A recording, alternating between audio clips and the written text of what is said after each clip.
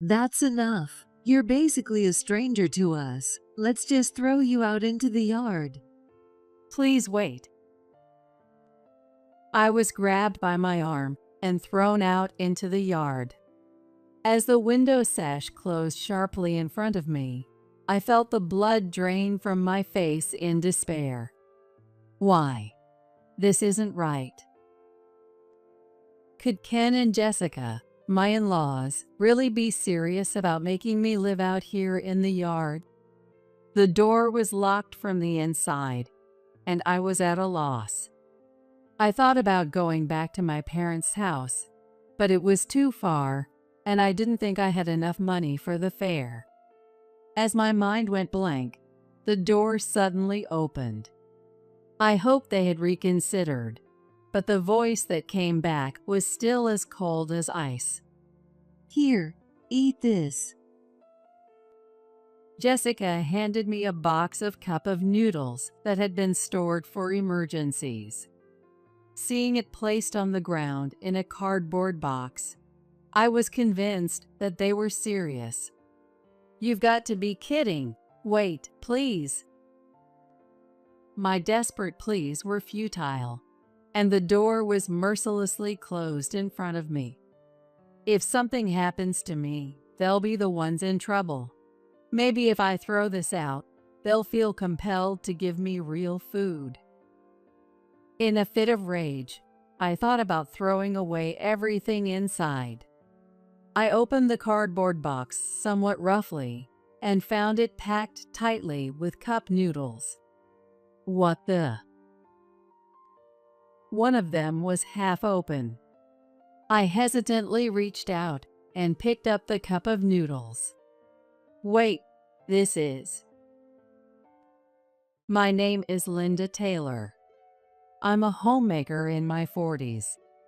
For the past several decades, since I married my husband, there has been something that has always troubled me.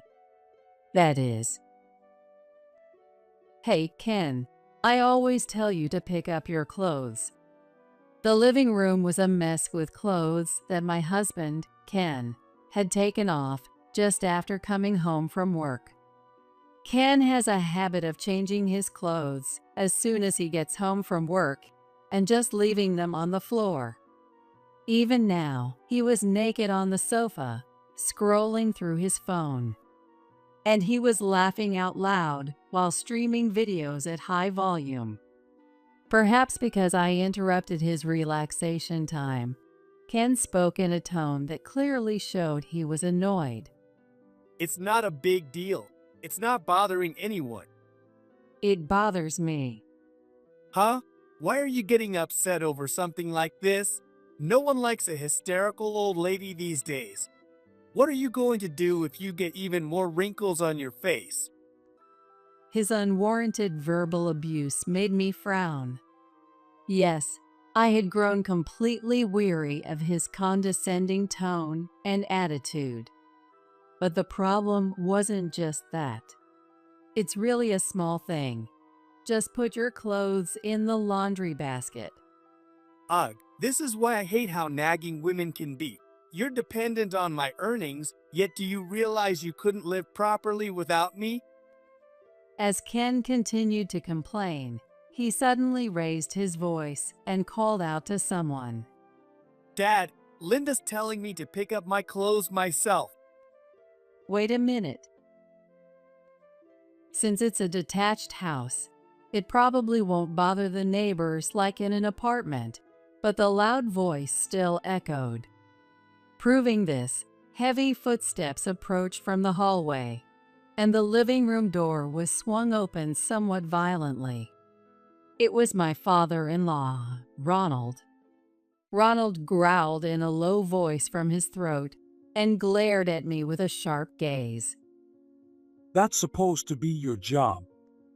Then, like the sound of an explosion, his voice hit my eardrums. All I could do was shrink a little under his intimidating presence. Listen up. You married into this family, so you just need to obey your husband. That's how it is for women. Don't bother me or Ken with such trivial matters. I'm sorry. At this point, all I could do was bow my head and apologize. Ken looked on, grinning at me. Ken's dad, Ronald, is a very traditional, old-school man.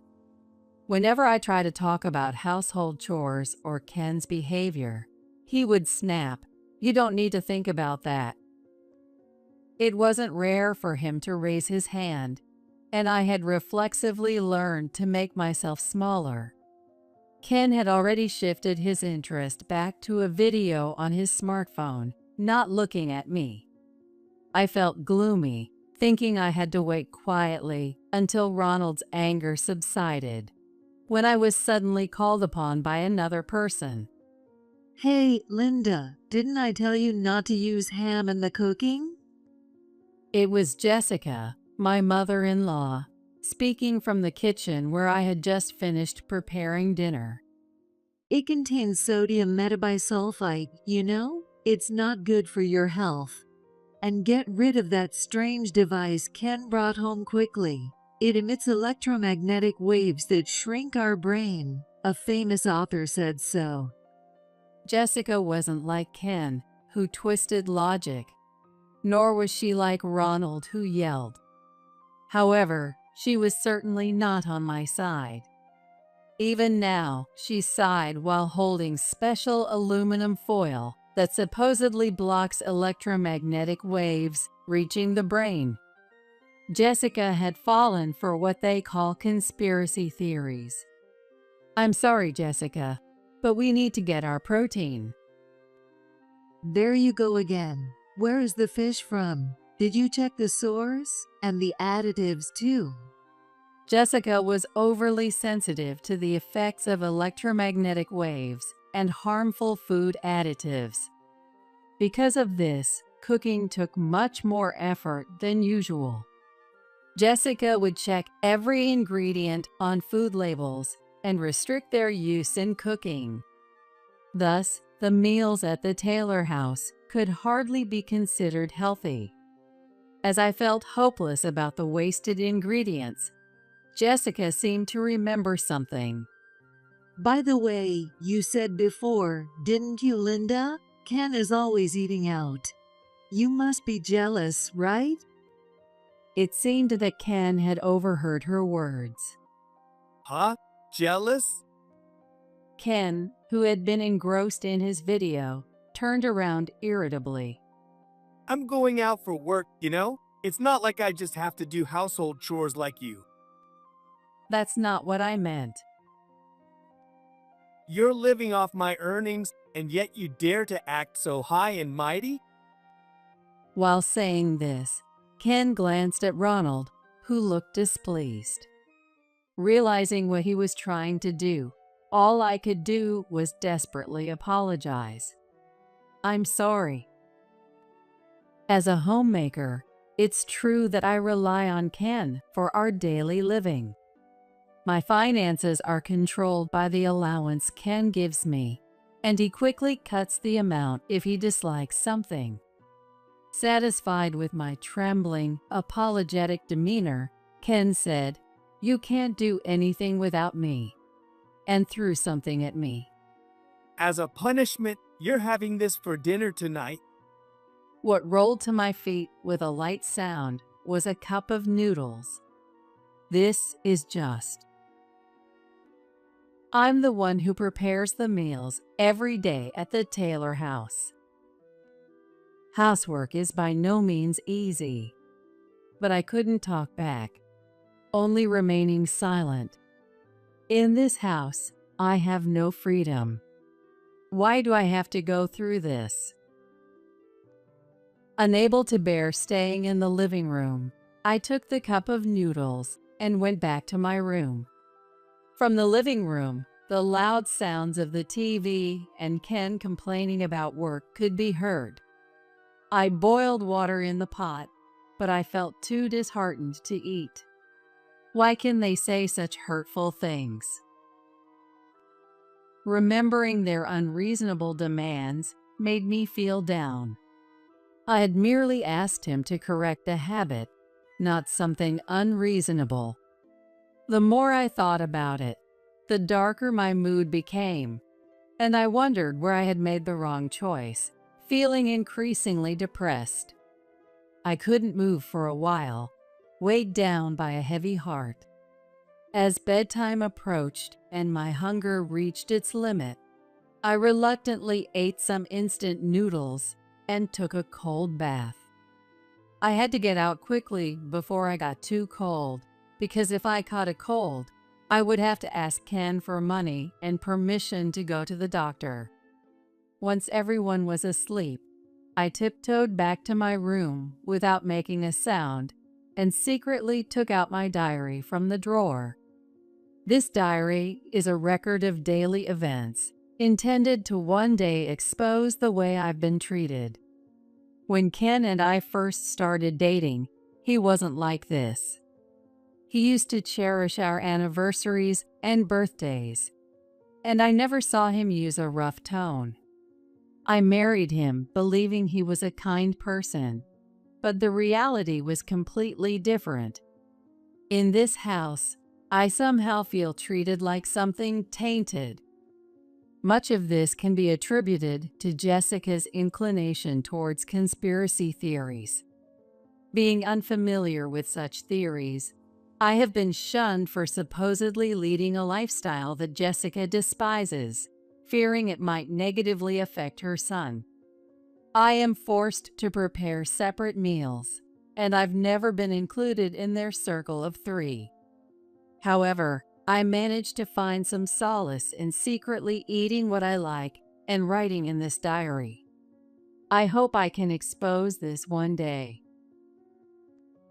I've thought about asking for help more than once, but the fear of causing harm to my parents back home prevents me from taking any action. Escaping is difficult without sufficient funds, and who would hire a woman in her 40s who has been a homemaker all this time?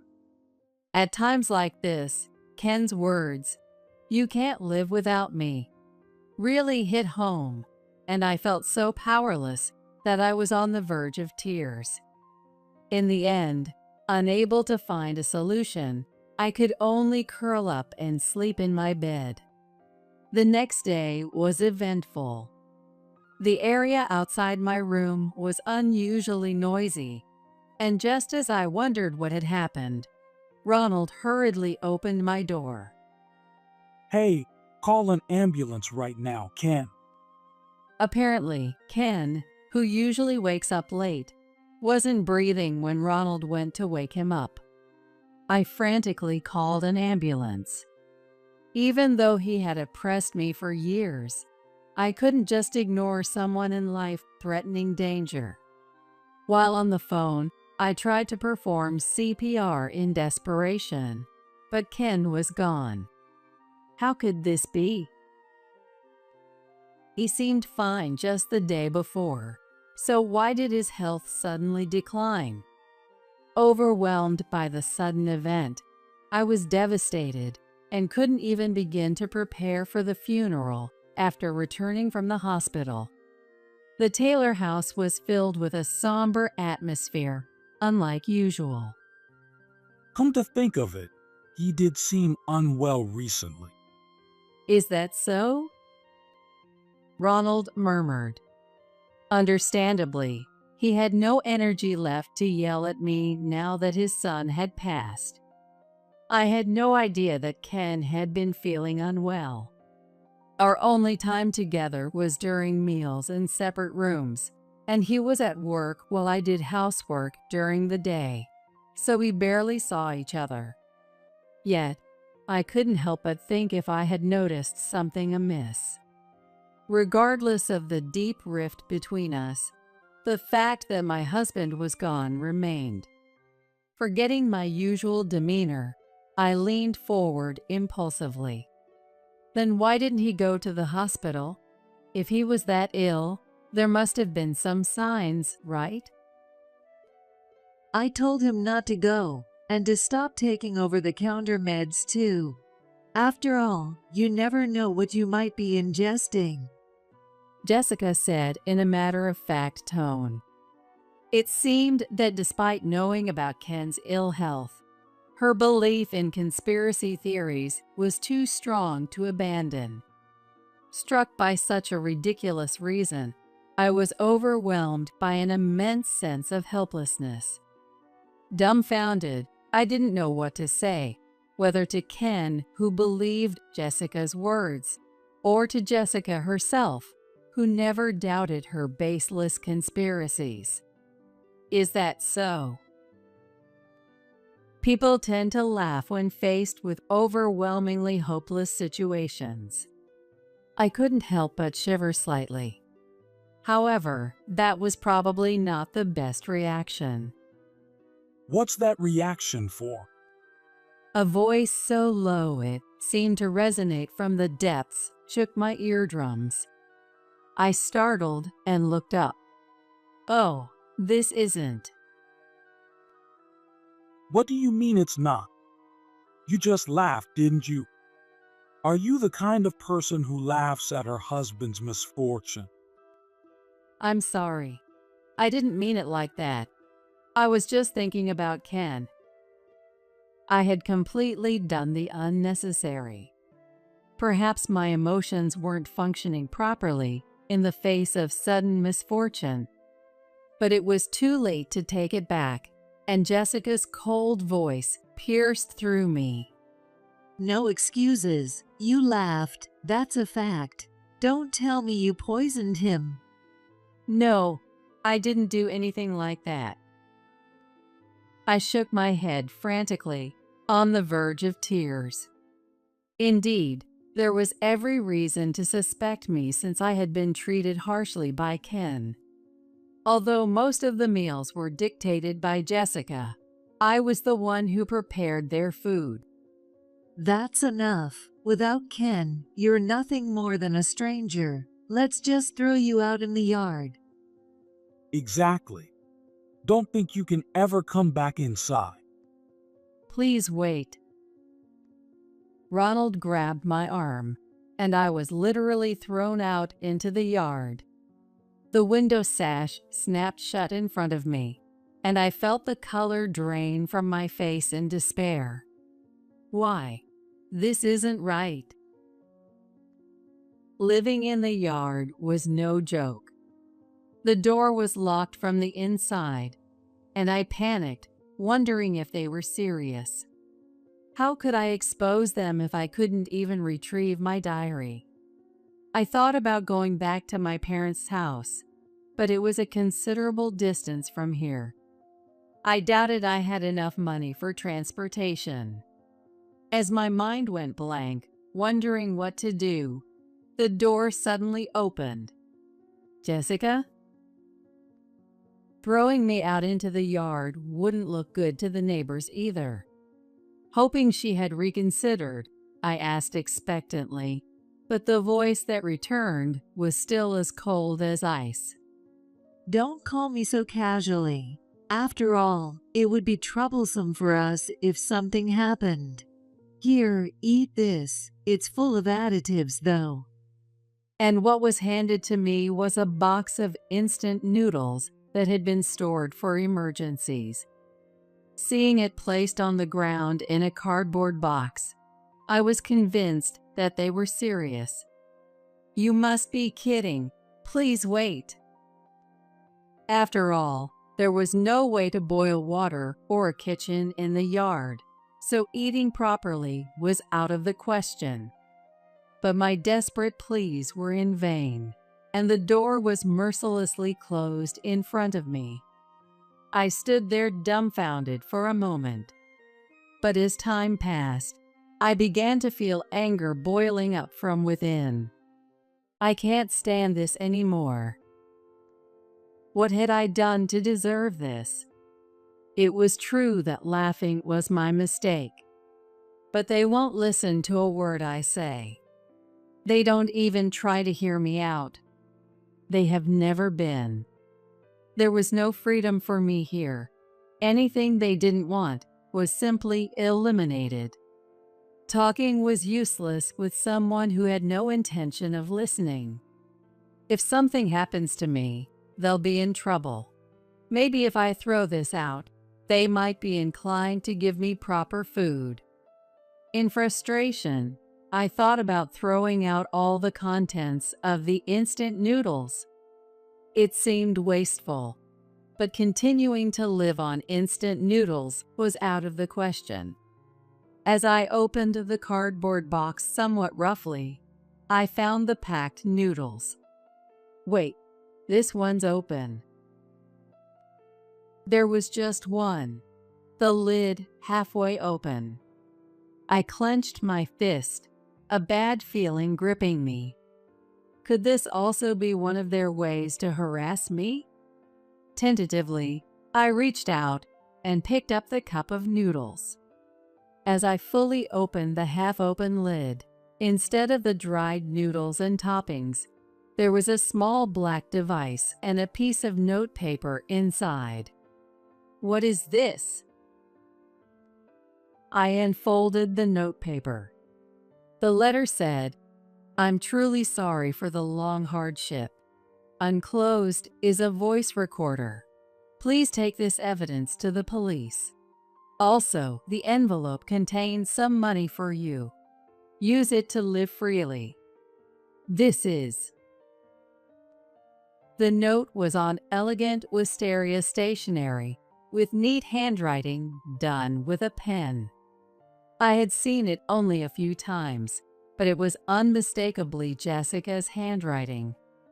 Inside the envelope were 5 $100 bills, and similarly, envelopes, each containing $500, were stuffed into the small gaps of the cup noodles packed in the cardboard box. Additionally, some contained accusations detailing the domestic behaviors of Ronald and Ken. Before I knew it, I felt as if I had been pushed from behind, and I found myself running to the nearby police station. "Please help me." Breathing heavily and barefoot, the officers immediately responded to my appearance. As they read the accusation and listened to my story, their expressions darkened rapidly. I explained how I had been thrown out into the yard and was unable to enter the house or go back to my parents' home. Considering these factors, they judged it to be an urgent issue. The officer, with a serious look, patted my shoulder reassuringly. "This is terrible. Linda, you've done well. Can you lead us to your house?" Yes. A turning point had finally come in my days of near despair. The days of being oppressed by the Taylor family might just change. Filled with a faint hope, I returned home when suddenly a furious shout echoed from the entrance. What are you doing? It was Ronald's enraged voice. Then, a sharp sound like something being hit followed, and we hurriedly opened the front door. What happened? There, panting heavily, was Ronald, and Jessica, sitting on the floor clutching her reddened cheek. Ronald, blinded by anger, hadn't even noticed the arrival of the police. It was clear what had happened. "Jessica!" As I ran towards her with a scream-like shout, Jessica finally looked up. And the moment her vacant eyes caught me and the officer, she burst out laughing as if she couldn't hold it back any longer. Ha, ha. "What happened, Jessica?" Laughing at a time like this. Ken's gone, and now talking about divorce. Don't joke around. Amid the strange behavior of both, a crumpled divorce paper lay on the floor. Could it be that Jessica had confronted him with it? She had always been submissive to Ronald, never seeming to defy him. Laughing hysterically, as if she had gone mad, Ronald raised his hand to strike. "Stop." but a quick-moving officer restrained him by locking his arms. Only then did Ronald seem to realize that the police were present. As his complexion turned pale, Jessica started laughing again. Ha ha. What really happened, Jessica? Her increasingly unusual demeanor left us all frozen, unable to move. I tentatively called out, trying to gauge the situation. Jessica, flushed with excitement and still smiling, blurted out, Finally, it's over for you. What do you mean? Ronald, receiving an empty stare, squeezed out a voice as if shaken. Not giving Ronald a moment to compose himself, Jessica continued. Right now, you can't move, can you? You want to hit me, but you can't, right? Do you know why? Because that officer over there has more power than you. Linda and I have felt the same way you feel now for a long time. What? I've been waiting for this day to come for so long. I was too shocked to form coherent words. The statement Jessica had just made was clearly considerate of me. Jessica suddenly stopped laughing, and her face went blank. You always do this. If something displeases you, you raise your hand immediately, and you're not satisfied unless others behave exactly as you want. Dialogue is out of the question. You think it's only natural for those weaker than you to follow your commands, and for you to be supported by others. You've been abusive towards me ever since Ken was born. You knew I couldn't escape because I was a homemaker who had become estranged from her parents. That's why I've been planning this day for a long time.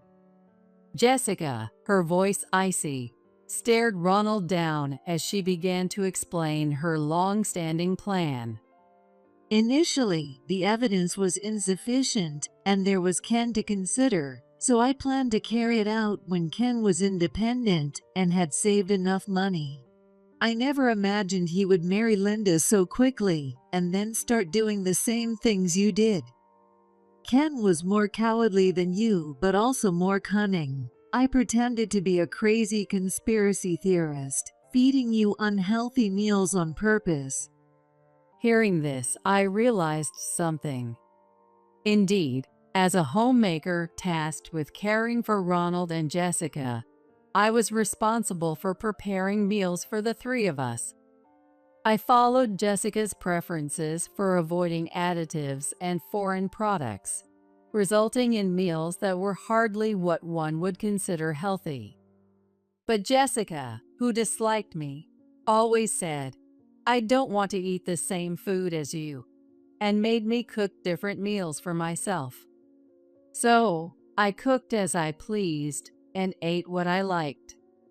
If what she said was true, was it all an act? And if so, had Jessica intentionally excluded me from her plans all along? It was a long battle, but then Ken turned out exactly as I had planned. Surely his daily overwork and poor diet took their toll. Jessica paused, perhaps thinking of her son, her voice dropping for a moment. However, she quickly began to laugh as if ignited. But now Ken's inheritance can be given to Linda. You and I are going to hell together. Ha ha. Ronald seemed unable to say anything more. He stared wide-eyed at Jessica, who was laughing like a mad woman. You always acted like a king at home, but do you see now? You were so powerless. It wasn't just me who had suffered. Jessica had suffered and endured far longer than I had, and today she had reached the culmination of her struggles. Indeed, she had been fighting throughout her life, even though it twisted her existence. We'll be going now. You both will accompany us to the station. We'll discuss everything there. The officer said quietly. Ronald no longer raised his voice in anger. It was as if all the energy that had driven him until now was gone, and he hung his head in defeat. As he was led away by the police officer, he said in a barely audible voice, "I'm sorry." However, Jessica responded with a voice that sounded like a mix of laughing and crying. Apologizing now, what good does it do? And so, we walked quietly to the police station, none of us uttering a single word. Ronald readily admitted to everything documented in the accusation and recorded on the voice recorder regarding the situation inside the Taylor household. As a result, it was determined that Ken's sudden health change was not accidental, but planned, indicating criminal activity. Of course, Jessica was identified as the perpetrator. After all was said and done, Jessica, who had seemed spiteful and had laughed maniacally, became meek, as if all her previous behavior had been a facade. Linda, I'm truly sorry for involving you in my plan. No, please don't apologize. You've been suffering for so long, Jessica. No, even so, it doesn't change the fact that I've hurt you repeatedly. I remembered the neat handwriting on the letter that was inside the cup of noodles. Now it seemed that the considerately written words truly reflected her genuine character. It must have been very sad to have the meals you prepared thrown away for no good reason. No. I shook my head. While it was true that it was hard at the time, and I had many tearful nights, it now seemed like a trivial thing. It wasn't about forgiving or not forgiving. I just thought that we deserved to be released from it. It's okay now. It's all over. Then, 10 years passed. Today is Jessica's birthday.